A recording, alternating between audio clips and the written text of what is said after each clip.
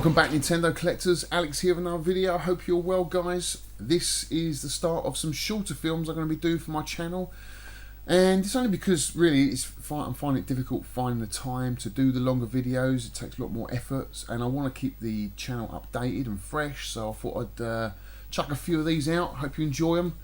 And first of all, I'm going to get onto the topic of why are we in this hobby? What are we in it for? Because it was a question I asked myself quite a lot of late, especially with moving house and all my games. I just thought, my God, this is just crazy collecting on this scale.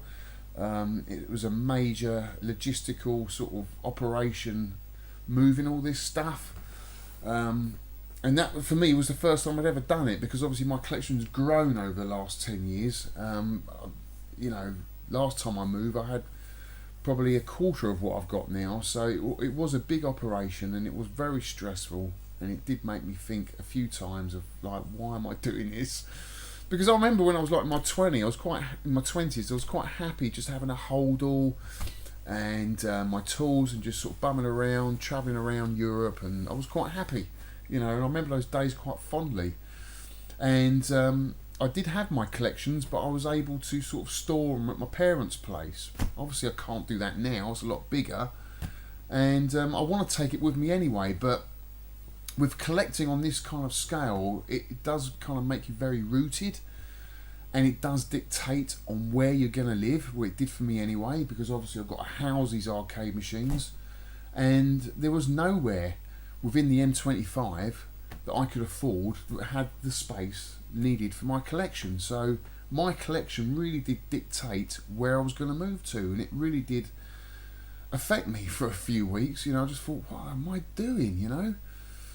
But it didn't take me long, after a few beers, sit down and realise that there are just so many cool things about this hobby, why I do it and why I collect, and all the aspects that I'm about to go through with you now, why I'm in this hobby. And I know there's lots of people out there that are in this hobby for all sorts of different reasons. I've seen it all. You know, I do the game room tours, and I've seen people's collections, and they're all in it for different reasons. There's different angles that people approach the hobby from, and it's fascinating actually seeing these collections and how they go about it. It's and each to their own, you know, it's all cool. And I think for me, I probably take an aspect of each part of the things that I'm about to go through now.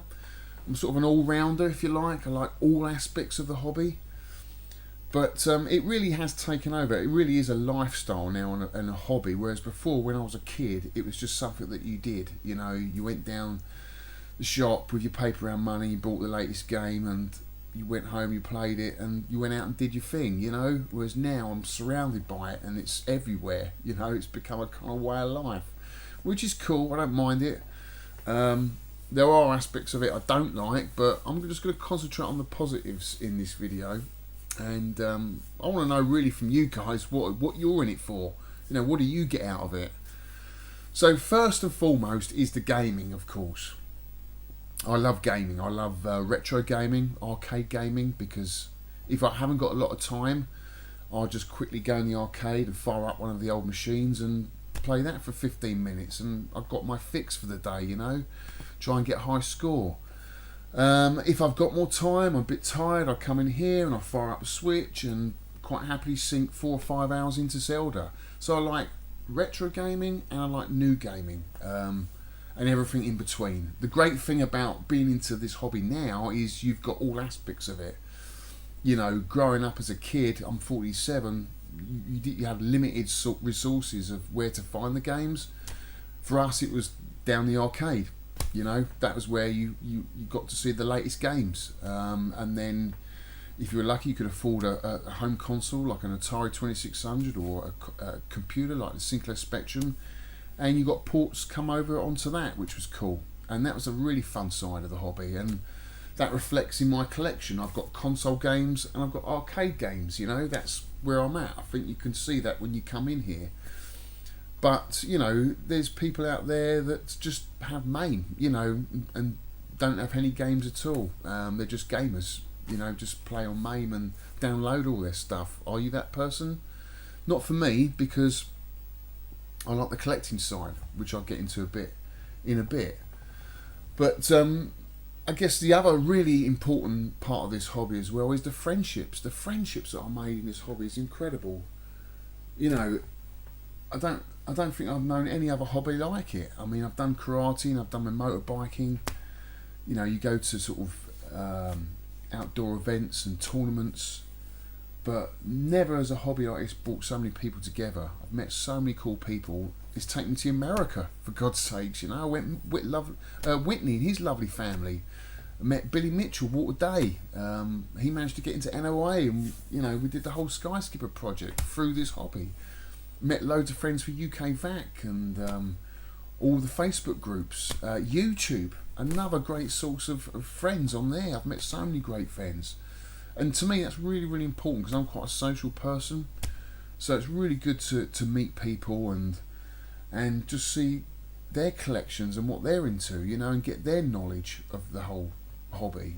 So yeah, that is a massive part for me. Thirdly is obviously the collecting, which I did touch on a little bit earlier. The collecting is just as big a part for me. And that goes back to obviously when I was buying the Sinclair Spectrum games with my paper money. And I've still got them all up there now, and I love looking up at them games, looking at the covers and just seeing the game up there and remembering playing that with my mates. If I didn't have that there, I'd have to go on the internet and it wouldn't be quite the same. The fact that I've got the actual games that I bought back in the day, I don't know, just gives me a warm feeling. I get good buzz off it. I just like collecting. A lot of my games in here I might not even play, I might not even get around to playing, but I don't feel guilty about that, and I don't think you guys should either, because if you get enjoyment out of just buying the games and displaying them, I think that's great, because you know there's people out there that collect toys, antique toys, anything really. They don't play with it, they just collect it to display it, and they get a lot of enjoyment out of it. And you know, I don't think we should be made to feel guilty if that's all you do. I mean, I do like to play all my games if I can. There's lots of games I haven't played, but I know I will eventually get round to them. So yeah, that's a big part of collecting for me. I know there's some collectors out there that hoard games, or you know, just store them away in the loft or whatever. That's fine if you do that. It's your space, your money. Perhaps you're doing it for a rainy day. Perhaps you're doing it for sort of an investment, or maybe you're doing it because you want to set up some sort of a museum or a game room in the future. Either way, I think it's cool to collect, because as long as they're well looked after, you know, I think if the games were collected and stored in damp sheds and stuff like that, that would probably frustrate me and not getting used. But if people are storing away and they're looking after them, I think that's cool, that's fine. For me though, I like to display them and I like access to them because I like to play them, because I am a gamer at the end of the day and a collector. So yeah, that is a huge part of the hobby that I absolutely love. Also, I like restoring games, especially the arcade games. Of course, you can't really restore console games. You can look after them and protect them, but you can't really do much other than that. Whereas the arcade games, I like taking them to bits and getting all the parts painted and resprayed, and I don't know, fixing all the wood, the veneer, the buttons, cleaning it all up and getting it back to sort of factory fresh. I don't do any of the repairs.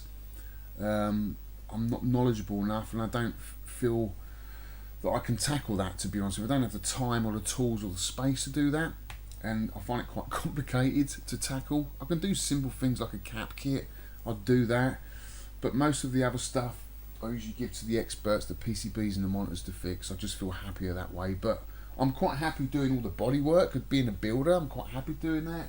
I'll strip the cab down and fill it and put the veneer on and everything else. Quite happy doing that. I rebuilt the joysticks on the Battlezone. You know, I've rebuilt 3 cocktails, the Skyscraper project. Enjoyed doing that. So yeah, that is a big part of the hobby that I enjoy doing. Also the research. I mean, I don't know that much about SNES games, but I researched a lot about Nintendo in their early days into the arcade market, and I found that quite fascinating. I really do feel like I was the first person to put a few of the games up on YouTube. If you go back to some of my early videos, before I posted YouTube videos of Sheriff and Space Launcher and Space Viper. There was hardly anything, only sort of clips from MAME that people would be played. So, you know, I was the kind of first guy to sort of do that and research into that, which I found quite fascinating. How Nintendo came about, how all the coding done, how Skyskipper came about or didn't come about because it was never released. There's another whole aspect of the hobby that's quite fascinating, and maybe you get into researching Game Boy games or SNES games or consoles or certain manufacturers. You know, there's plenty of people out there in the hobby that know so much more than I do. It's absolutely fascinating, especially when you listen to some of the podcasts. There really are some knowledgeable guys out there. Events. I love going to events, I love meeting new people, I love taking my games to events and seeing people's faces when they've seen this game for the first time in 30, 40 years, because I remember that time when I got back into the hobby and seeing a Berserk and a Space Invaders for the first time in 30 years. I was just like, wow, this is just filling me with a warm feeling. I remember this, spending so much time on this game as a kid and I had such good fond memories. You know, for seeing people like that who don't have the access to these old games and playing them again, I get a big buzz out of that, going to events and showcasing my games. So yeah, that's another big part of the hobby that I love doing. And yeah, just generally meeting people is just so cool, you know. And then you've got the whole kind of sort of MAME and I guess the people that just go for world records on MAME, and you know, there's so many different aspects to this hobby. You've got people that just go play one game and just go for a high score on one particular game. That I find really odd. You know, there's people out there just have a Pac-Man in the corner and that's all they play. They're just fascinated with that one game, that's all they play. And they're like the world record holder on it. That is just madness. For me, I've got to have more than one game. I've got to have loads of games around me. I can't just have one game in the collection. But there are people like that, believe it or not. Just, oh, I remember that. That's all I played back in the day and that's all they want in their home. It's incredible, really. So basically what I'm saying, guys, is there's no way I'd ever get out of this hobby. I love this hobby so much, but just doing this move did make me think for a couple of times. This is just crazy, but I'd never get out of it. I get so much enjoyment out of it. And I just want to know from you guys, what do you get out of it? Maybe I've missed something. Maybe you're in it for some sort of reason I've missed out. You know, I know everyone's got their own way at coming at this hobby. And I'll be just interested to know what angle you've got, you know. Anyway, that's it. I'll get another video out as soon as possible. But that's it for this week, guys. Hope you enjoyed it. I'll see you on the next one.